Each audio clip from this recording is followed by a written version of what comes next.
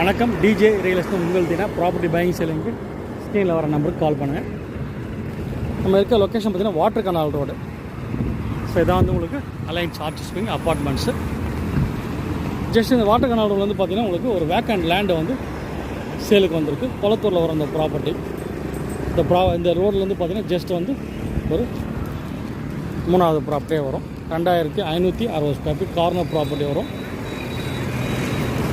CMD அப்போது owner rate பார்த்திங்கன்னா உங்களுக்கு 2,83,00,000 ரூபா வந்து ரேட் வந்து ஃபிக்ஸ் பண்ணியிருக்காங்க. நல்லா prime location, posh area. So இப்போ பிஸியாக இருக்க ரோடு. ஸோ நல்லா